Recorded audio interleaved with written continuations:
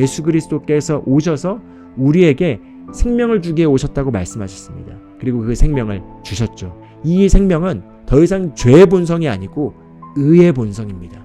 그렇기 때문에 새 언약의 새로운 피조물의 접근은 무엇이냐? 우리 외부에 있는 행동을 통제하고 바꾸는 접근이 아니라 바로 우리의 본성을 강화시키는 접근이 바로 새로운 피조물의 새 언약의 접근이라고 할 수가 있겠습니다.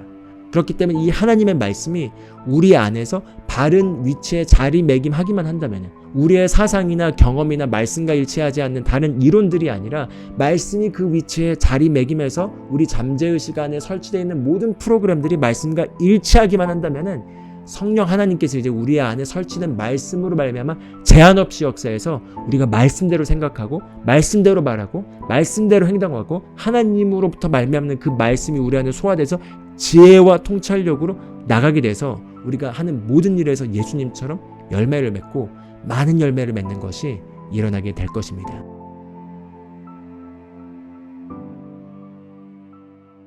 할렐루야. 새로운 피조물 훈련소에 오신 여러분 환영하고 축복합니다. 달라스에서 조기동 전도사 인사드리겠습니다.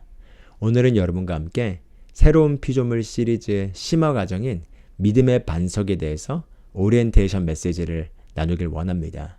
저희 채널을 구독하고 계신다면 다들 새로운 피조물 시리즈 영상을 봐보셨을 것입니다. 혹시 아직 그 영상을 보지 않으셨다면 영상 설명란 밑에 나와 있는 새로운 피조물 시리즈 기초 플레이리스트 재생을 꼭 들어보시기를 권면드립니다.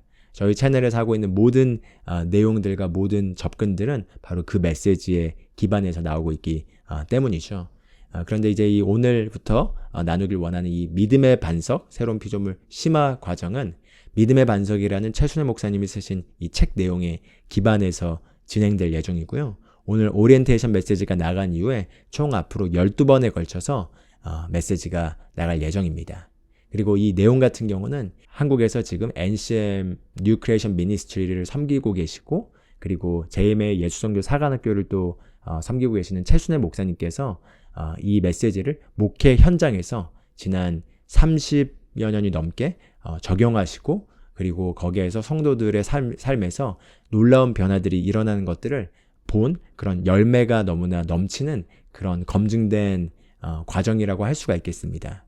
그리고 저 같은 경우도 제가 약 13년 전에 처음 이 메시지를 접하고 이 메시지 안으로 들어왔을 때 바로 이 믿음의 반석 과정을 통해서 제 안에 있는 많은 신앙에 대한 저의 잘못된 접근들, 새로운 피조물의 접근이 아닌 기본적인 전통적이고 율법적인 접근들이 변화되게 되고 자유를 경험하게 됐던 그런 핵심 메시지입니다. 그렇기 때문에 이 메시지를 제가 또 다시 우리 구독자분들에게 나눌 수 있어서 너무 기쁘고요. 그리고 이 메시지를 정말 잘 듣고, 그리고 이 접근을 따라서 이 메시지로 우리의 생각을 새롭게 하고, 그리고 우리 정말 심령 깊숙이 메시지가 뿌리 내리게 한다면은 너무나 놀라운 변화가 있을 것입니다. 그렇기 때문에 이 메시지를 어떤 관점과 어떤 태도로 우리가 접근하고 이 메시지를 대해야 되는지 그런 것들을 오늘 함께 오리엔테이션 시간에 함께 나눠보길 원합니다. 그래서 본격적으로 들어가면서 한번 우리가 생각해 보길 원하는 건 바로 우리 신앙생활의 현 주소입니다. 우리가 한국 기독교 하면 우리가 떠올리는 거는 정말 열심입니다. 너무나 많은 분들이 신앙생활에서 열심히 하고 정말 주님을 사랑하고 기도도 많이 하고 말씀도 많이 읽고 또 교회에서 헌신과 봉사도 너무나 많이 합니다. 그런 신앙의 열심에도 불구하고 너무나 많은 그리스도인들이, 저도 그랬었지만 이렇게 그냥 열심히 하면은 막연하게 하나님께서 무언가를 기특하게 여겨서 해주시지 않을까라고 하는 그런 생각과 접근을 가지고 있는 게 너무나 많다라는 거죠. 저 또한 그랬었습니다. 그런데 사실 하나님의 정말 뜻과 계획과 그 하나님의 의도하신 것을 예수 그리스도의 복음을 통해 더 정확하게 알게 되면은 사실 막연하게 하나님께서 무언가를 해주는 것이 아니라 사실 예수 그리스도를 통해서 이미 모든 축복들이 우리에게 제공되었고, 그리고 하나님께서 이미 예비하신 것을 우리가 그저 그 자리로 들어가기만 하면 그것들을 우리가 받아 누릴 수 있게 되어 있는 게 사실은 기독교의 본질이라고 할 수가 있겠습니다. 그래서 우리가 한번 생각해 보길 원한 건 바로 예수 그리스도이십니다. 예수 그리스도께서 이 땅에서 사역을 하신 동안 우리 사복음서를 통해서 예수님의 모습을 관찰해 보면 우리가 종교적인 관점을 넘어서서 예수님 자체를 보게 되면 우리가 확인할 수 있는 건 예수님께서는 어떤 환경과 상황에서도 통치하고 다스리셨다는 것입니다. 태풍이 왔을 때 예수님께서 어떻게 하셨죠? 태풍을 잠잠케 하셨습니다. 무수히 많은 사람들이 예수님을 이렇게 본인들이 의도한 대로 끌어가려고 했었음에도 불구하고 예수님께서는 사람들에 의해 휘둘리지 않으셨고 아버지 앞에서 아버지의 뜻을 행하는 것에 있어서 조금도 타협하지 않고 환경을 통치하고 다스리셨던 것을 볼 수 있습니다. 그런데 여러분 그거 아십니까? 하나님께서 저와 여러분을 향해 예배해 두신 것도 바로 예수 그리스도와 동일하게 우리가 이 땅의 삶을 살면서 통치하고 다스리는 삶을 사는 것입니다. 예수님이 그러셨던 것과 동일하게 우리가 통치하고 다스리는 삶을 사는 것이 바로 인간을 향한 그리고 그리스도인을 향한 하나님의 목적과 뜻이라고 할 수가 있겠습니다. 그리고 이것은 어떤 특별한 사람이거나 대단한 사람만 하는 것이 아니라 모든 그리스도인이 우리가 그리스도 안에서 누구인지 무엇을 가지고 있는지 그리고 무엇을 할 수 있는지를 알고 우리가 합당한 위치에서 기능하기만 하면 그렇게 될 수 있도록 되어 있는 게 바로 하나님께서 의도하시고 하나님께서 이미 제공해 주신 유업이라고 할 수가 있겠습니다. 그렇기 때문에 하나님께서 예수 그리스도를 통해서 그 고귀한 값을 지불하심으로 말미암아 제공해 주신 구원에 대해서 우리가 생각해 볼 때 이제 반드시 연결시켜야 되는 건 우리가 구원했을 때 예수님을 믿음으로 말미암아 죽고 나서 천국에 가는 바로 이 내세의 삶만 얘기하는 것이 아니라 그것도 포함되어 있지만 이 땅의 삶을 사는 현세의 삶에서도 예수님께서 그러하셨던 것처럼 우리가 우리 삶의 모든 분야에서 우리가 승리하고 성공하고 다스리는 삶을 사는 것이 바로 하나님께서 제공해 주신 구원의 그런 혜택들이자 완벽한 해결책이라고 할 수가 있겠습니다. 그렇기 때문에 예수 그리스도로 말미암아 우리에게 제공된 구원은 우리가 이 땅의 삶의 모든 영역에서 우리가 승리하고 다스리는 삶을 살 수 있게 필요한 모든 것들이 제공되었고 그리고 하나님께서 정말 저와 여러분을 향해 가지고 있는 갈망은 모든 사람을 향해 가지고 있는 갈망은 성경에 나와 있는 것처럼 모든 사람이 구원받고 진리의 지식에 이르기를 원하신다고 말씀하고 있습니다. 구원받고 진리의 지식에 이르기를 원한다는 거죠.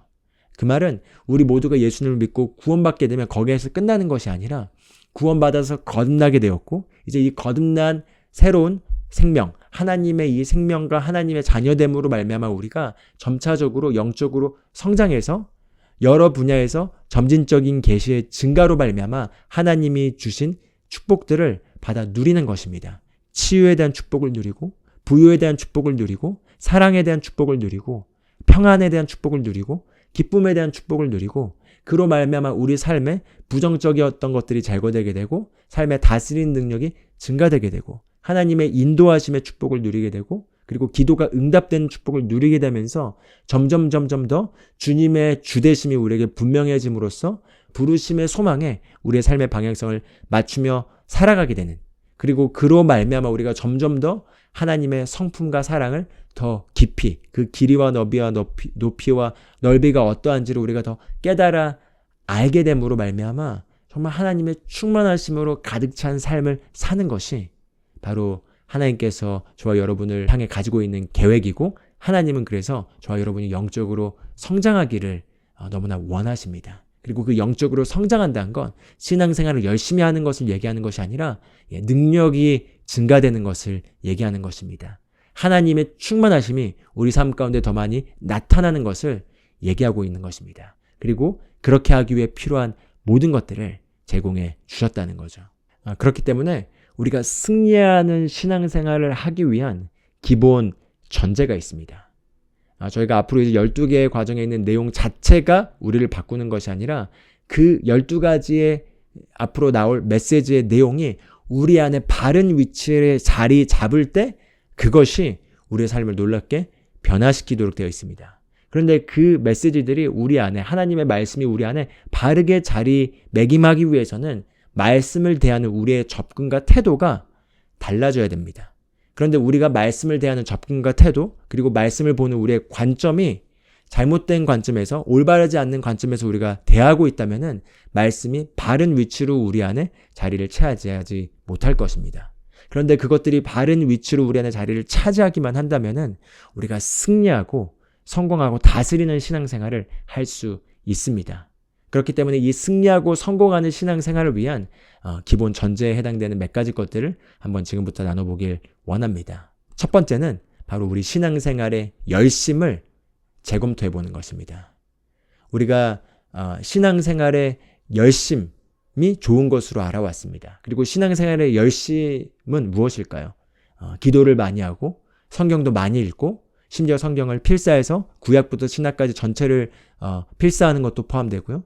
또 교회에서 하는 모든 섬김과 봉사에 열심히 참여하면서 열심히 헌신하는 것. 그래서 열심히 무언가 하는 것들이 어떤 신앙의 열심이라고 했을 때 우리가 떠올려 볼 수 있는 것이라고 할 수가 있겠습니다. 그런데 신앙생활의 열심 자체가 사실은 우리를 변화시키는 것이 아니고 신앙생활의 열심 자체가 하나님이 정말 원하시는 것도 아닙니다. 하나님이 정말 원하시는 것은 말씀이 우리 안에 들어와서 바른 위치를 차지해서 말씀으로 말미암아 우리가 변화되는 것이 하나님이 정말 원하시는 것입니다. 그런데 말씀이 어떻게 하면 우리 안에 자리를 잡아서 변화될 수 있을까요? 여기에 있어서 한번 우리가 얼마나 효과적으로 접근하고 있는지 생각해 보길 원합니다. 예를 들어 한번 우리가 운전면허를 따게 된 걸 한번 생각해 보면 좋겠습니다. 우리가 운전면허를 취득하기 위해서 먼저 필기시험을 봐야 되죠. 필기시험을 보기 위해서 먼저 운전에 대한 기본 법규와 운전에 대한 기본적인 내용들을 공부하게 됩니다. 그래서 우리가 필기시험을 먼저 통과하고 그 다음에 이제 실기시험으로 들어오게 되죠. 그래서 실기시험을 하게 되면 도로주행을 하고 그렇게 운전을 계속해서 연습하면서 이제 점차 우리가 운전이 익숙해지게 되면 이제 실기시험을 통과하게 되고요. 그리고 그렇게 실기시험을 통과했다 하더라도 운전이 우리에게 익숙해질 때까지 우리가 자꾸 운전을 하면서 결국은 나중에 운전이란 게 우리에게 완전히 체득되게 됩니다. 그런데 한번 이렇게 생각해 보면 좋겠습니다. 필기시험에 있는 책의 내용을 아무리 열심히 수천 번 읽어도 운전을 해보지 않으면, 실기시험을 통과하지 않으면, 그리고 실제로 운전을 하면서 연습을 하지 않으면은 운전을 잘할 수 있을까요? 절대 못할 것입니다. 그렇죠? 마찬가지로 우리가 성경을 많이 읽는다고 그게 변화되는 게 아니라 말씀을 읽더라도 그 말씀을 가지고 우리 삶에서 적용을 해야지 사실은 변화가 있게 돼 있습니다. 그러니까 정말 예를 들어 구약과 신약을 전체를 다 합쳐서 성경을 10번 읽었다 해도 10번 읽었다는 건 사실 굳이 말하면 신약에 있는 복음서나 서신서도 10번 정도밖에 안 읽은 건데, 그런데 그 10번을 만약에 다 읽으려면 굉장히 많은 시간이 걸리겠죠. 근데 10번 다 읽었다, 그게 중요한 게 아니라 그게 얼마나 나를 놀랍게 바꿨냐는 겁니다. 근데 말씀이 내 안에 들어와서 바꾸기 위해서 우리가 말씀을 적용해야 합니다. 적용하기 위해서는 10번으로 충분하지 않고 수천 번은 내가 그것들을 묵상해서 그것들을 내 삶에서 행하려고, 적용해서 실천하려고 우리가 그것을 적용해야만 합니다. 그럴 때 진정한 변화가 일어나는 거죠. 그렇기 때문에 우리가 이제 초점을 맞춰야 되는 것은 신앙생활에 열심히 무언가를 만들어내는 것이 아니라 바로 말씀을 내가 정확하게 내 안에서 장착시키고 그것을 내 행동 가운데, 내 삶 가운데 적용할 때 그게 내 삶에 효과적인 변화를 만들어내고 하나님이 의도하신 그 하나님의 계획이 내 삶에 펼쳐지는 것들을 경험하게 된다는 것입니다. 그렇기 때문에 이제 여기에서 앞으로 배우게 될 내용들도 이제 많은 말씀들을 공부하게 되고 알게 될 것입니다. 그런데 그 공부하는 내용들을 그냥 지식으로서, 정보로서만 내가 받아들이고 그것을 내가 실제 내 삶에서 그것을 적용하지 않는다면은 이 내용을 다 끝마친다 하더라도 변화가 더디실 겁니다. 그런데 이 내용이 사실은 어떻게 시작됐냐면요. 최순애 목사님께서 목회를 하시면서 영적으로 정말 중환자들, 정신문제가 있거나 정말 부부관계 정말 이혼의 위기에 있거나 정말 신체적으로 정말 치유가 필요한 질병에 있거나 여러 가지 정말 복잡하고 어려운 케이스에 있는 분들을 상담하시면서 여기 있는 내용을 가지고 그분들에게 상담하시면서 그분들에게 이 말씀을 가르치고 이 말씀이 그들 안에 자리매김해서 그들이 말씀대로 생각하고 말하고 행동하게 하도록 도우셨습니다. 그러면서 이 말씀이 각 사람들 안에 자리매김하면서 그 대다수의 영적인 중환자에 있던 분들의 삶이 변모되고 변화되는 것들을 경험하게 됐습니다. 그러면서 그게 이제 소문이 퍼져서 일반 성도분들도 우리에게 이 내용을 동일하게 가르쳐달라고 하면서 이게 이제 교회 안에서 양육의 과정으로 나오게 되면서 이제 그리스도 대사역교회에서 양육반으로 사용된 메시지인데, 그런데 여기에서 이제 중요한 것은 이게 그냥 교육 과정으로 나와서 사람들이 그냥 한번 듣고 그냥 참여하는 그걸로 했을 때는 변화가 더뎠다는 거죠. 그럼 어떤 분들에게 변화가 많이 일어난 거죠? 이 과정을 완전히 소화해서 정말 씹어 먹듯이 계속해서 안에서 다시 듣고 반복하고 그것들을 적용하기 위해서 그것들을 적용하고 그리고 고백하고 그리고 그렇게 생각을 새롭게 하고 하는 분들에게는 너무나 놀라운 간증과 변화들이 많이 일어났습니다. 그렇기 때문에 그런 열심은 좋은 것입니다. 그래서 우리가 여기 있는 내용들을 앞으로 적용하시고 이제 이것들을 배우실 때 이것을 내가 어떻게 적용할 것인가, 어떻게 내가 이걸로 나의 생각을 바꿀 것인가, 어떻게 이것으로 나의 잠재의식에 있는 프로그램들을 재프로그램할 것인가, 이런 태도를 가지고 말씀을 소화하고 말씀을 묵상하고 이 말씀들을 취하시면은 좋을 것 같습니다. 예, 그게 첫 번째라면은, 두 번째는 우리가 한번 어떻게 접근을 하는지 이 접근에 대해서 나눠보길 원합니다. 우리가 분명하게 가져야 될 접근은요, 우리는 새 언약의 새로운 피조물이 되었다는 것입니다. 그렇기 때문에 우리가 성경을 읽을 때 반드시 우리가 해야 될 접근은 새 언약의 새로운 피조물로서 우리가 접근을 해야 합니다. 그런데 너무나 많은 경우 우리가 아직까지 많은 그리스도인들이 성경을 읽고 말씀을 적용할 때 구약의 율법적인 접근으로 접근을 합니다. 그럼 구약의 율법적인 접근과 신약의 새 언약의 새로운 피조물의 접근의 근본적인 차이가 뭔지 한번 잠깐 우리가 생각해 보길 원합니다. 구약의 율법은 누구에게 준 거죠? 아직 예수 그리스도가 오시기 전에 죄인이었던 이스라엘 백성에게 주어졌습니다. 그렇기 때문에 율법은 죄인들에게 주어졌고, 죄인들이라 함은 아담의 범죄로 말미암아 그 본성 자체가 이제 죄의 본성을 갖게 되었고, 죄의 본성으로 말미암아 하나님의 뜻을 실행할 수도 없었고 죄에게 지배당할 수밖에 없었던 상태에 있던 사람들에게 제공된 게 율법이었습니다. 그리고 그 율법은 무엇이 옳고 그름인지를 보여줬고, 그리고 옳은 것이 무엇인지를 보여줬지만 잘못된 것이 무엇인지, 죄가 무엇인지도 보여주면서 그 죄를 지었을 때는 처벌이 있게 되는 것을 분명하게 제공해 준 것이 율법이었습니다. 바꿔 말하면 율법은 우리의 행동을 통제하는 거였고 우리의 행동을 바꾸게 하는 것이 율법이었다는 거죠. 그러나 본성 자체가 죄의 본성을 가지고 있었기 때문에 율법에 나와 있는 내용을 완벽하게 실행할 수가 없었고, 그리고 그로 말미암아 결국 율법이 주어진 목적은 우리가 죄인임을 깨닫게 하기 위한 것이 바로 율법이 주어지고 제공된 목적이라고 할 수가 있겠습니다. 그런데 새 언약의 새로운 피조물은 무엇이 달라지게 된 거죠? 바로 예수 그리스도께서 오셔서 우리에게 생명을 주기에 오셨다고 말씀하셨습니다. 그리고 그 생명을 주셨죠. 그래서 우리가 예수님을 믿고 거듭났을 때 우리가 이 새 생명을 받았습니다. 이 생명은 더 이상 죄의 본성이 아니고 의의 본성입니다. 그렇기 때문에 새 언약의 새로운 피조물의 접근은 무엇이냐? 우리 외부에 있는 행동을 통제하고 바꾸는 접근이 아니라 바로 우리의 본성을 강화시키는 접근이 바로 새로운 피조물의 새 언약의 접근이라고 할 수가 있겠습니다. 본성을 강화시킨 접근은 무엇이냐? 바로 우리의 본성 안에 하나님의 뜻을 행할 수 있는 능력이 제공되었고 우리가 갖게 된 이 본성이 의의 본성이라는 것입니다. 의의 본성이기 때문에 이 본성이 활성화되기만 하면, 이 본성이 강화되기만 하면 의의 열매가 자연스럽게 맺어진다는 거죠. 그게 바로 새 언약의 새로운 피조물의 접근이라고 할 수가 있겠습니다. 그런데 아시다시피 신약은 얇고 구약은 두껍죠. 그리고 우리가 성경 읽기를 하거나 성경 메시지나 설교를 듣는 많은 내용들이 구약에 있는 내용들이 나옵니다. 그래서 구약을 볼 때 구약의 하나님의 용어는 아직 예수 그리스도의 속량의 사역이 이루어지기 전에 율법 아래 있던 사람들에게 제공된 언어였습니다. 그렇기 때문에 접근도 달랐고 언어가 굉장히 제한되게 그들에게 나갑니다. 그런데 우리가 새 언약의 새로운 피조물의 접근을 가지고 들어가지 않으면은 구약에 있는 내용을 읽다가 구약적 접근을 가지고 이제 다시 우리가 신앙생활을 계속 하게 되는 거죠. 그러니까 그 율법적 접근을 하게 되는데 율법적 접근은 뭐냐? 행동을 하라 하지 마라의 접근이고 그것은 결국 우리에게 죄를 강조하고 죄의식을 강조하게 되는 사이클로 들어가지게 됩니다.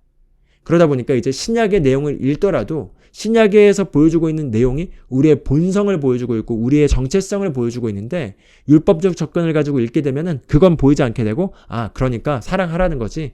그러니까 용서하라는 거지.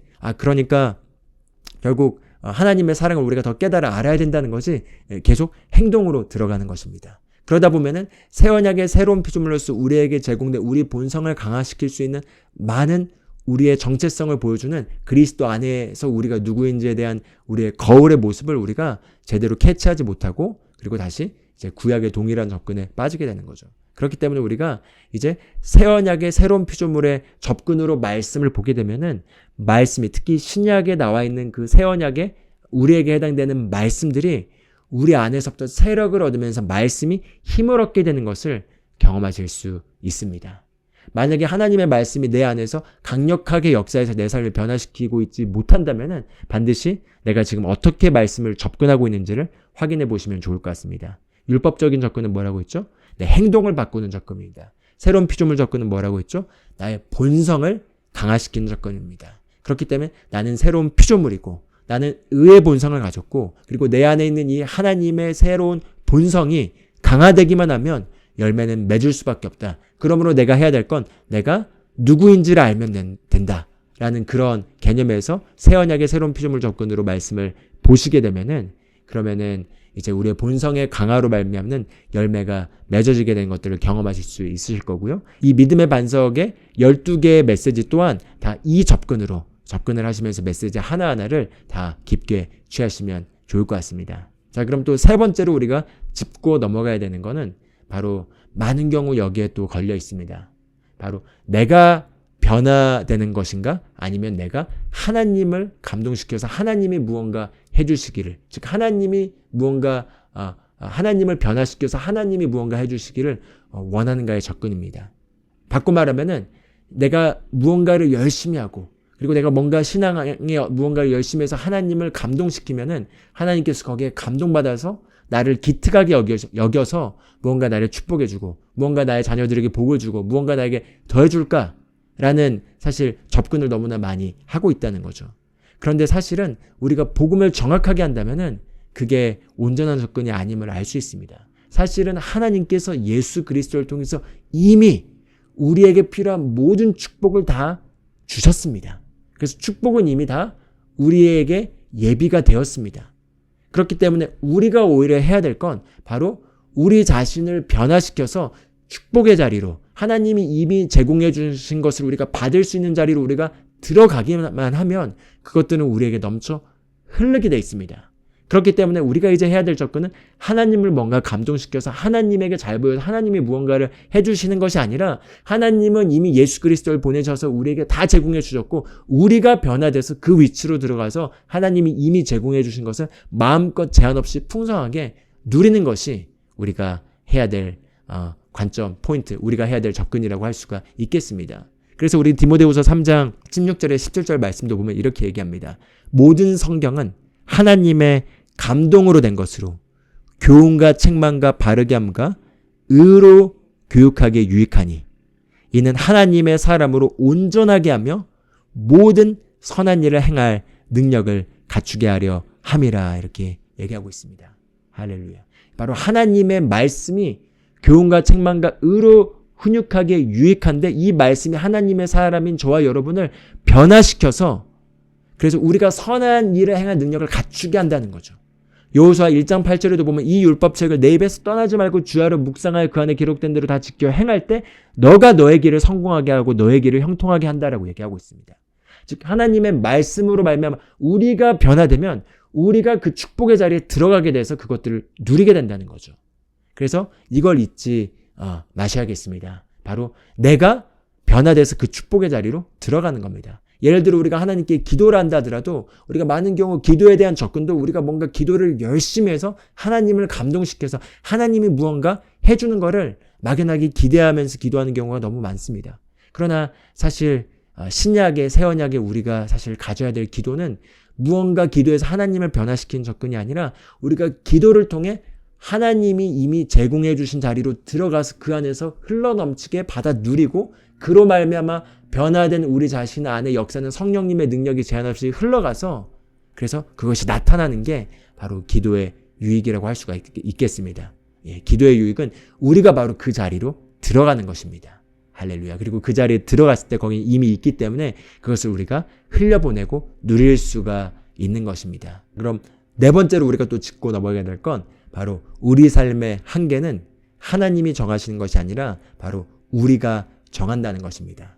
하나님이 어떤 사람은 크게 쓰시고 어떤 사람은 크게 안 쓰시고 이게 아니라 사실 하나님께서는 우리에게 필요한 모든 것들을 제공해 주셨고 우리가 얼마나 성장하냐에 따라서 우리 삶의 사실 한계가 결정되어 있다는 거죠. 바로 하나님께 달려있는 게 아니라 우리에게 달려있다는 것입니다. 그리고 우리가 어디까지 갈지, 얼마나 풍성한 삶을 살지, 얼마나 능력을 갖추게 될지는 바로 우리에게 달렸습니다. 그렇기 때문에 하나님이 원하신 건 저와 여러분 모두가 영적으로 성장하여 예수 그리스도의 위치에만큼 이르러서 그와 같은 놀라운 영향력으로 세상을 축복하고 세상에서 하나님이 의도하신 뜻이 다 이루어지기를 원하십니다. 그렇지만 하나님은 우리의 자유의지를 존중하시기 때문에 하나님 절대 강요하시는 분이 아니라는 거죠. 그런데 우리가 만약에 우리 스스로 자신에 대해서 한계를 정하고 우리 인생의 한계를 정하고 그 한계 가운데서 우리가 살아간다면은 하나님도 우리의 한계에 제한을 받으셔서 하실 수가 없다는 거죠. 그런데 만약에 우리가 한계를 정하지 않고 우리가 성장하기로 결단하면은 우리가 성장하기로 결단하고 어디까지 갈지를 결단하는 것만큼 우리가 갈 수가 있게 되어 있습니다. 그래서 하나님은 우리가 다 진리의 지식에 이르기를 원하는 것입니다. 우리가 영적으로 성장하기를 원하는 것입니다. 우리가 영적으로 성장한다는 건 우리가 한계치 없이 끝없이 성장해서 그 끝없는 그분의 풍성한 축복을 누리고 그분의 능력을 경험하고 그 능력을 사용해서 세상에 덕이 되고 하나님의 풍성하심과 아름다우심을 전시하는 것입니다. 그리고 그 삶의 범위가 어디까지 나갈지는 바로 우리가 정하는 것입니다. 할렐루야. 얼마나 놀라운 말씀입니까? 우리가 더 이상 우리 삶의 한계는 이렇게 하나님이 정하셨다라는 그런 제한을 받을 필요 없이 우리가 성장함으로 우리가 하나님의 제한 없는 풍성한 축복을 누릴 수 있는 것입니다. 마지막 다섯 번째로 나누길 원하는 이 승리하는 삶을 살기 위한 우리 그리스도인의 기본 전제 조건으로 다섯 번째는 바로 우리 삶은 영적이다라는 것입니다. 삶은 영적이다라는 거죠. 저희 새로운 피조물 시리즈 기초 1강에서도 강조하는 건 바로 영과 혼과 육에 대해서 강조합니다. 우리 함께 따라서 이렇게 고백해 볼까요? 나는 영입니다. 나는 혼을 가지고 있고 나는 육체 안에 살고 있습니다. 바로 저와 여러분은 영적인 존재입니다. 저희가 거듭날 때 우리의 영이 거듭났습니다. 그리고 하나님도 영이십니다. 그렇기 때문에 하나님도 영이시고 우리도 영적 존재라면 삶은 영적입니다. 삶은 영적입니다. 그리고 삶은 영적인데 우리가 육체라는 몸 안에 거하면서 물질적인 세계 안에서 물질적인 세계와 접촉하며 살고 있습니다. 그러나 이 물질적인 세계 배후에는 영적인 세계가 있습니다. 그리고 이 영적인 세계에서 일어나는 일들이 이 물질적인 세계를 통제합니다. 그래서 이 몸과 혼은 우리의 지성과 감정과 의지 그리고 경험으로 이루어져 있는 건데 물질적인 세계 안에서 접촉하면서 함께 교통하고 있습니다. 그러나 우리가 인지해야 될 건 삶은 영적이고 우리는 영적 존재라는 거죠. 그리고 영적 존재로서 하나님께서 예배해 주신 모든 축복과 모든 공급들은 영적인 영역에서 우리의 영 안에 제공되었습니다. 그렇기 때문에 우리가 영적인 존재임을 인식하고 그리고 하나님도 영적 존재임을 인식하고 그리고 영으로서 하나님과 교통하며 말씀 또한 우리의 영적인 정보가 무엇인지를 보여주는 우리의 혼에 기록된 언어로 알 수 있는 우리의 혼의 언어로 알 수 있는 언어이지만 그 하나님의 말씀 또한 영적입니다. 그렇기 때문에 우리가 삶이 영적임을 이해하고 그리고 영적인 우리의 본성 또한 새로운 본성도 우리의 영 안에 있고 이 본성, 이 영적인 것들의 감각을 개발하고 영적으로 우리가 기능하기로 우리가 결단하고 영의 감각을 개발하면서 우리가 영의 영역에서 일어나는 활동을 더 많이 의식하고 그것들이 물리적인 영역으로 나가게 하도록 우리가 이걸 내어드린다면은 그럼 삶이 더 쉽게 바뀌게 되고 변화되는 것들을 경험하실 것입니다. 그렇기 때문에 예수님께서 이렇게 얘기하십니다. 내가 온 목적은 너희로 생명을 얻게 하고 더 풍성히 얻게 하려 하심이라 이렇게 말씀하셨습니다.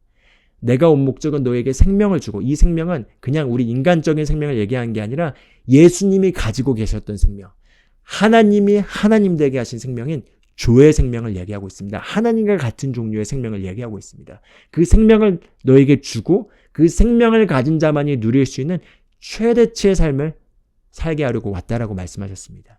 그렇기 때문에 우리가 이 생명을 받았지만 거기에서 그치는 것이 아니라 이 생명의 최대치의 삶을, 이 생명의 흘러 넘치는 최대치의 풍성한 삶을 사는 것이 바로 예수님이 오신 목적이고 하나님의 갈망이십니다.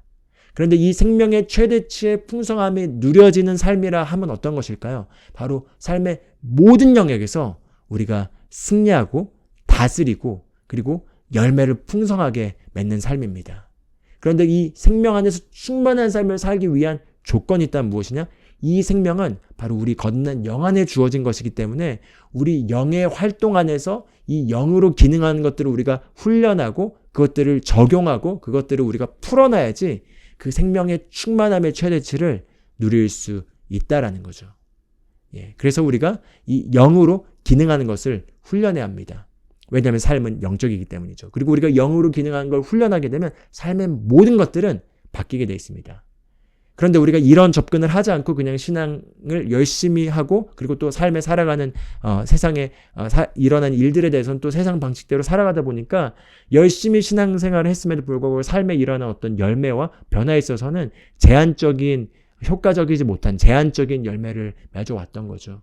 한번 생각해 보면 좋겠습니다. 우리가 만약에 자녀들이 대학 입시를 앞두고 있다면 우리가 한국 교육과정에서 얼마나 공부를 많이 하고 그걸 준비하는지를 우리가 알 수 있죠. 대학교를 들어가기 위해서도 그렇게 열심히 많은 시간을 투자하고 공부하거나 어떤 자격증을 따거나 취직을 하기 위하거나 아니면 어떤 걸 하기 위해서도 우리가 엄청나게 많은 노력을 투입해서 그것들을 개발하고 그것을 준비합니다. 그런데 너무나 놀라운 건 우리가 신앙생활에 있어서 우리의 영을 개발하는 것에 있어서는 그것이 우리 삶의 모든 것을 바꿀 수 있고 우리 삶의 모든 것들을 변화시킬 수 있고 삶의 모든 것들이 여기에 달려있음에도 불구하고 우리가 그런 심혈을 기울이는 집중과 투자와 개발을 안 한다는 거죠. 그런데 만약에 우리가 여기에 있어서 우리가 정말 수험생이 그 공부하듯이 정말 우리가 우리 영을 개발하고 우리 영을 먹이고 그리고 그 하나님의 말씀으로 우리 영 안에 말씀이 일어나서 일할 수 있도록 우리가 말씀을 묵상하고 그리고 우리가 그 말씀을 바른 위치에 자리매김하도록 우리가 말씀을 집어넣고 말씀을 적용하면서 그거를 집중해서 우리가 훈련한다면은 그러면은 30일만 지나도 삶이 완전히 달라져 있을 것입니다. 앞으로 12주 동안 할 거기 때문에 30일이 아니라 더 많은 시간 동안 여기 있는 메시지를 계속해서 접하시게 되실 건데 제가 권면드린 거는 한번 12주 동안 12주면 약 3개월이 되는 거죠. 4주씩 잡았을 때 약 3개월 동안 내가 여기 있는 메시지를 계속해서 반복해서 듣고 스스로에게도 1가 내용은 무엇이었지? 2가 내용은 무엇이었지? 인트로에서 조규성 전도사가 했던 내용은 무엇이었지? 어떤 접근을 해야 될지 이걸 스스로에게 끊임없이 질문해보고 스스로도 아웃풋을 해보시고 그리고 그것들을 계속해서 들으시고 그리고 또 이것과 함께 고백문이 함께 나갈 것입니다. 이 고백문의 내용들을 계속해서 틀어놓으시면서 그것들을 또 함께 고백하시고 그러면서 완벽하고 완전한 몰입을 한번 이 하나님의 말씀 안에 걸어보시면서 몰입을 하시면은 어떤 일이 일어날 것이냐? 아주 놀라운 일이 일어날 것입니다. 제가 바로 그런 몰입을 했습니다. 제가 약 13년 전에 신앙생활에 있어서 제가 기존의 율법적이고 종교적인 신앙생활 안에서 예수님을 너무나 사랑했지만 그러나 제 어떤 행동의 죄의 문제를 이기지 못하고 그리고 거기에 정죄감과 우울감과 죄책감과 그런 무기력함에 빠져있는 상태에서 정말 도움이 필요할 때 제가 갈급한 심정으로 이 메시지를 이제 발견하게 됐고 그리고 이 메시지에 있는 내용을 정말 제가 회계사 공부하는 것처럼 제 자신에게 적용하기로 결단을 했습니다. 왜냐하면 그때 제가 그걸 믿었기 때문이죠. 삶은 영적이라면은 내가 시험을 합격하기 위해서도 하루에 15시간 회계사 공부하듯이 이렇게 공부를 했는데 내가 한번 여기 있는 말씀을 내 자신의 온 존재에게 완전히 들여서 완전히 여기에 내 영을 개발하고 말씀을 넣는 거에 한번 심혈을 기울여서 한 3개월 정도 투자를 해보자. 이런 생각을 하고 제가 약 13년 전에 이 메시지를 접하고 이 메시지를 다시 듣고 그 안에 있는 내용을 거의 외워버렸습니다. 말씀도 외워버리고 그래가지고 스스로 가르치고 다른 사람에게 가르칠 수 있을 정도로 그걸 다시 듣고 스스로에게 아웃풋을 해보고 스스로 가르쳐보고 그 안에 있는 걸 잡고 방언으로 기도하고 그리고 말씀을 고백하고 말씀을 선포하고 하는 일들을 했는데 어떤 일이 일어난지 아십니까? 2주도 안 돼서 제가 기존에 가지고 있던 모든 신앙의 패러다임이 다 제거되게 되었고 새로운 피조물의 계시가 무엇인지를 깨닫게 되면서 거기에서 오는 진리가 너희를 자유케 하리라라는 자유를 경험하게 됐습니다. 그래서 자유를 너무나 경험해가지고 제가 이전에 알아왔던 문제라고 생각했던 것들이 더 이상 문제가 아니고 제 삶을 우울하게 만들거나 제 삶에 정쟁함을 주거나 좌절감을 주는 모든 것들이 다 제거되고 더 이상 문제가 아니게 된 거여가지고 그때부터 제가 너무나 이 복음을, 이 메시지를 모든 사람들에게 알리길 원했습니다. 그래서 2주가 지나고 나서부터 3주차부터는 참지 못하고 뛰쳐나가서 사람들에게 복음을 전하기 시작하면서 그때부터 지금 약 13년이라는 시간이 지났는데 지금까지 신앙생활이 더 이상 업앤다운 하면서 제자리에 맴도는 신앙생활이 아니라 계속해서 앞으로 위로만 전진해 나가면서 하나님의 부르심을 더 명확하게 알고 그로 말미암아 제 삶에서 더 계속해서 증가된 변화를 경험하고 있고 그리고 계속 성장하면서 더 많은 사람들에게 덕이 되고 또 하나님이 부르신 그 소명을 이뤄나가는 삶을 계속해서 해나갈 수 있게 되는 그 모든 일이 바로 그때 그 투자를 통해서 그때 그 3개월, 약 3개월도 안 됐지만 그때 완전한 몰입을 통해 제 자신에게 완전히 말씀을 적용하면서 일어난 변화로 말미암는 결과라고 할 수 있겠습니다. 예, 그래서 이 인트로 내용을 참고하셔서 이제 앞으로 진행될 내용들을 하나하나 들으실 때 새로운 피조물의 접근으로 그리고 내가 되려는 접근으로 그렇게 우리가 말씀을 받아들이면은 하나님의 말씀은 바로 하나님께서 이 세상을 지으셨죠. 그리고 인간도 지으셨습니다. 그렇기 때문에 이 땅에서 어떠한 삶을 살 때 삶의 모든 분야에서 성공할지 그 성공에 대한 승리에 대한 설명서가 사실 하나님의 말씀에 제공되어 있는 것입니다. 그렇기 때문에 이 하나님의 말씀이 우리 안에서 바른 위치에 자리매김하기만 한다면 바꿔 말하면 하나님의 말씀이 우리 안에서 바른 위치에 제대로 설치되기만 한다면 그래서 우리의 사상이나 경험이나 말씀과 일치하지 않는 다른 이론들이 아니라 말씀이 그 위치에 자리매김해서 우리 잠재의 시간에 설치되어 있는 모든 프로그램들이 말씀과 일치하기만 한다면 성령 하나님께서 이제 우리 안에 설치된 말씀으로 말미암아 제한 없이 역사해서 우리가 말씀대로 생각하고 말씀대로 말하고 말씀대로 행동하고 하나님으로부터 말미암는 그 말씀이 우리 안에 소화돼서 지혜와 통찰력으로 나가게 돼서 우리가 하는 모든 일에서 예수님처럼 열매를 맺고 많은 열매를 맺는 것이 일어나게 될 것입니다. 그것을 우리가 함께 경험하길 원합니다. 그럼 앞으로 나오게 될 내용들을 갈급한 마음으로 그리고 그것을 정말 씹어먹는다는 마음으로 시청하시면서 또 거기 있는 함께 나가는 그런 숙제들도 함께 따라 적용해 보시면서 이걸 해보시게 되면 아주 놀라운 변화가 있을 걸 믿습니다. 오늘 기도하고 마무리하도록 하겠습니다. 하나님 아버지 감사합니다. 우리에게 정말 새 생명으로 말미암아 승리하고 다스릴 수 있는 삶을 살 수 있게 해주시니 감사합니다. 주 성령님 말씀을 통해서 우리에게 계시를 깨닫게 하셔서 우리가 더 이상 막연하게 신앙생활을 하는 것이 아니라 하나님이 이미 예배해 두신 그 위치 안으로 우리가 들어가서 하나님이 이미 제공해 주신 그 축복의 풍성함이 우리 삶을 통해 마음껏 제한 없이 흘러나가게 될 것을 우리가 갈망합니다. 우리가 겸손한 마음으로 우리가 정말 갈급한 마음으로 이 하나님의 말씀들을 볼 때 한 번도 읽은 적이 없는 것처럼 정말 말씀에 굶주린 목마른 사슴처럼 우리가 말씀들을 대하고 말씀들을 먹고 말씀으로 우리의 생각을 바꾸고 말씀대로 우리의 언어를 바꾸고 말씀대로 우리의 행동을 바꾸겠습니다.